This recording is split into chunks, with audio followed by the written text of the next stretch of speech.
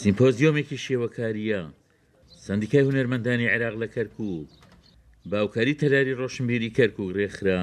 ئەنجامدانی پشنگایەک لە سروشدا کە سۆمبۆزمی کەرکووکی شێوەکاری پێڵێن بە بەشداربوونی 30 هونەرمەند لە تێکڕای نەتەوە جیاوازەکان کە سەرجەمیان ئەندامی سەندیکای هونەرمەندانی عێراقن.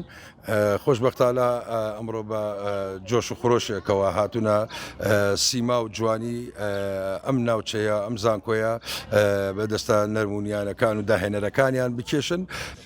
ژمارەیەک شێوەکاری کەرکووکن بە فڵچە و ڕەنگەکان گزارش لە دیمەنە جوانەکەی سروش دەکەن. سمپۆزیۆمێکی جوانە دەرچوین بۆ سروش کە وێنە بکێشین دەستیان خۆش بێ. تر وێنە کێشانەکە چارێکی کە لە تعبیری و لە حساسی خۆی چی هەیە هەر هونەرمەندێک ئەوە دەرەبڕێ. زۆر خۆشحاڵم کە ئەمڕۆ لەم سمپۆزیۆمە بەشداریم کردووە.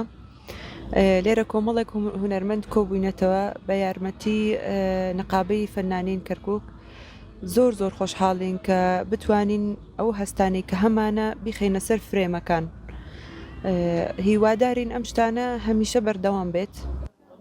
سیمپۆزیۆمی شێوەکاری کەرکووک بە بەشداری 30 هونەرمەندی شێوەکار بەڕێوە چوو کە ئەندامی سەندیکای هونەرمەندانی کەرکووکن.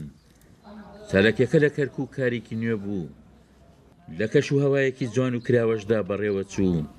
عومەر غەریب، کەرکووک.